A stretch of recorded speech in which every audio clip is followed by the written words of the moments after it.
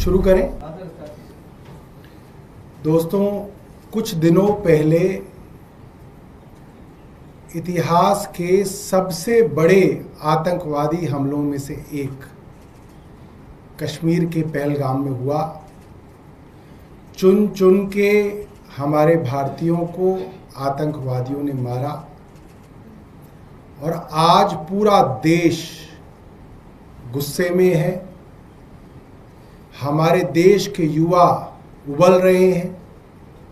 पूरा का पूरा देश आज केंद्र सरकार के साथ खड़ा हुआ है और पूरा का पूरा देश केंद्र सरकार की तरफ देख रहा है कि आप पाकिस्तान पे निर्णायक कार्रवाई करिए। हम आपके साथ हैं, हम भारतीय सेना के साथ खड़े हैं। और इतिहास में ऐसे कम मौके किसी प्रधानमंत्री को मिले। 1971 में उस वक्त की प्रधानमंत्री श्रीमती इंदिरा गांधी जी को ये मौका मिला। 1999 में ये मौका अटल बिहारी वाजपेयी जी को मिला। इतिहास कम मौके देता है। आज 2025 में ये मौका इतिहास देश के प्रधानमंत्री नरेंद्र मोदी जी को दे रहा है कि जाइए और उस जगह पर भारत का तिरंगा लहरा दीजिए जिस जगह पर पाकिस्तान ने वर्षों से कब्जा कर रखा है। हमारे कश्मीर पर पाकिस्तान का वर्षों से कब्जा है। मोटे तौर पे जम्मू कश्मीर 2.22 लाख स्क्वायर किलोमीटर का एरिया था, जिसमें से करीब 1.06 लाख स्क्वायर किलोमीटर करीबन इंडिया के पास है और करीब 72,000 वर्ग किलोमीटर 72,000 स्क्वायर किलोमीटर से ज्यादा हमारा कश्मीर, भारत का कश्मीर पाकिस्तान के कब्जे में है, जिसको पीओके कहा जाता है, पाकिस्तान ऑक्यूपाइड कश्मीर कहा जाता है। ये वो जगह है जहां पे सभी टेररिस्ट कैंप्स हैं। लोगों की, युवाओं की रेडिकलाइजेशन की जाती है, ट्रेनिंग दी जाती है।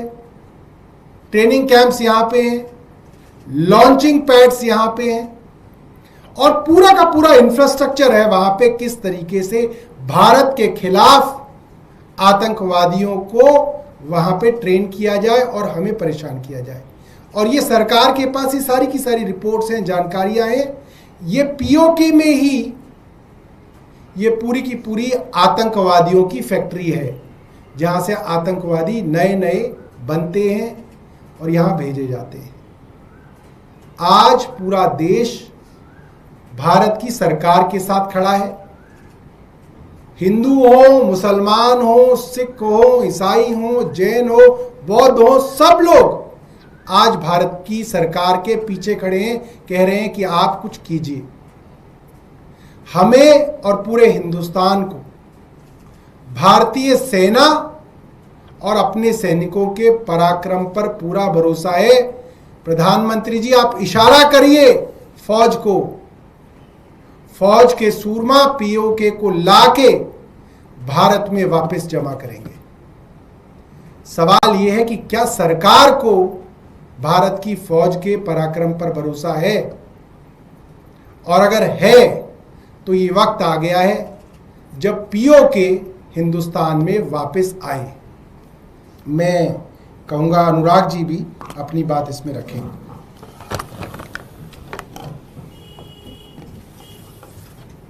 जैसा सौरभ जी ने अभी कहा कि देश के लोगों का इस वक्त ये मन है, इस वक्त पूरे देश में एक आम राय है कि पाकिस्तान के खिलाफ जो कार्रवाई हो वो निर्णायक हो।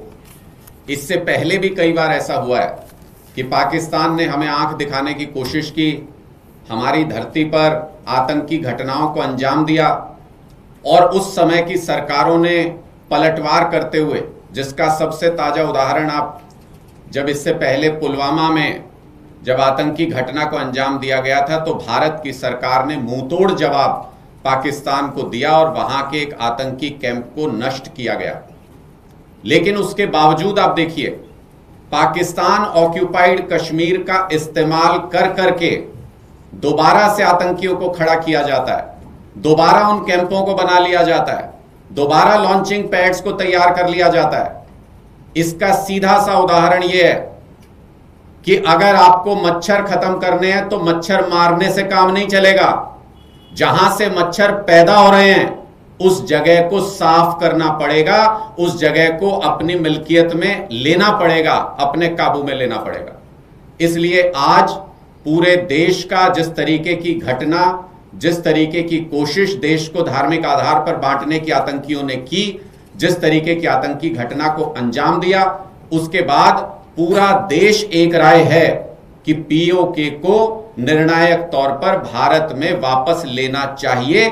यह उसके लिए बिल्कुल सही समय है, क्योंकि इसके बाद भारत प्रगति, जिस तरीके से आगे बढ़ने का क्रम जारी है भारत का, उस क्रम में रुकावट आतंकी पैदा न कर पाए, इस तरीके की आतंकी घटनाएं न कर पाए। इसके लिए बहुत जरूरी है कि भारत सरकार एक इंस्ट्रक्शंस क्लियर कट, कल हमने सुना कि यह कहा गया कि खुली छूट सेना को दे दी गई है। सेना तो पूरी तरह से तैयार है, सैनिकों के पराक्रम पर, सेना के पराक्रम पर पूरे देश को पूरा भरोसा है। हमने पहले भी मुंहतोड़ जवाब दिया है, लेकिन सरकार से इस वक्त निर्णय की जरूरत है, राजनीतिक इच्छा शक्ति की जरूरत है। सरकार की तरफ से क्लियर इंस्ट्रक्शन सेना को अगर मिले तो सेना पीओके को वापस भारत में शामिल करा सकती है।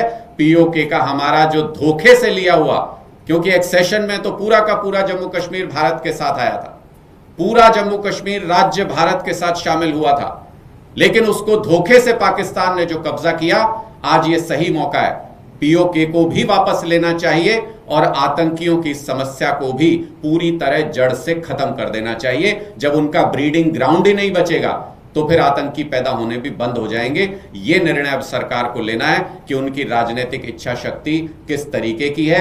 इससे पहले श्रीमती इंदिरा गांधी जी ने राजनीतिक इच्छा शक्ति दिखाई थी, वाजपेयी जी ने यह कहा था कि शांति हम लोग कोशिश कर सकते हैं, शांति के लिए पूरी दुनिया ने देखा है, और अब शक्ति, हमारी शक्ति का प्रदर्शन भी पूरी दुनिया देखेगी, और उन्होंने भी वो राजनीतिक निर्णय लिया।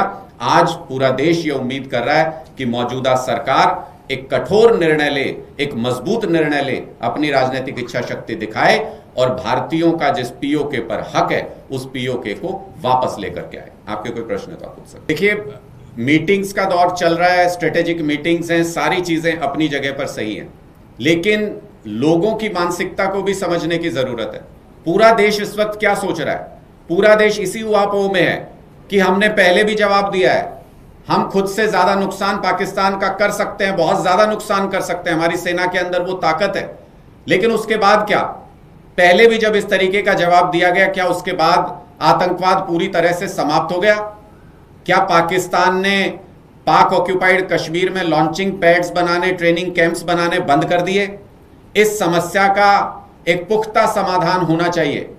हम लोग हमेशा इस डर में नहीं रह सकते कि कोई भी व्यक्ति कहीं से गन लेकर के आएगा और हमारे लोगों के ऊपर गोलियां चला करके चला जाएगा।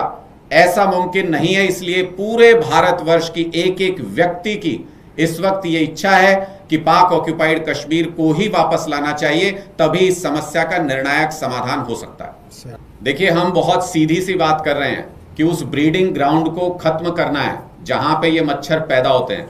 इन मच्छरों का अंतिम इलाज तभी हो सकता है जब वो ब्रीडिंग ग्राउंड खत्म होगा, और वो ब्रीडिंग ग्राउंड तब खत्म होगा जब उसको हम अपने कब्जे में लेकर के, हम जिस तरह से हमने जम्मू कश्मीर को, जो हमारे हिस्से वाला जम्मू कश्मीर है, उसको जिस तरीके से प्रॉस्परस बनाया है, जैसे वहां पर पर्यटक दुनिया भर से घूमने के लिए आते हैं, जब पीओके भी हमारे पास होगा, हम उसको भी जब डेवलप करेंगे, वहां के लोगों के लिए भी रोजगार की व्यवस्था होगी, तब वहां पर शांति बहाली होगी, तब वहां पर आतंकी पैदा होने बंद होंगे। इसलिए हम लोग ये मांग कर रहे हैं कि समस्या को अगर जड़ से खत्म एक बार कर दिया जाए, वो ज्यादा सही होता है, बजाय इसके कि नासूर को हम लगातार झेलते रहें और बार बार इस तरीके की आतंकी गतिविधियां होती रहें।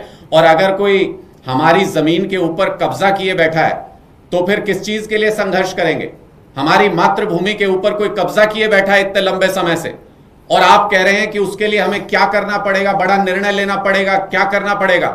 इस वक्त पूरे देश की मानवीय की हैसियत, पूरे देश की मानवीय दशा यह है कि किसी भी हालत में पाकिस्तान ऑक्यूपाइड कश्मीर को वापस लीजिए, एक निर्णायक फैसला लीजिए और पाकिस्तान को सबक सिखाइए।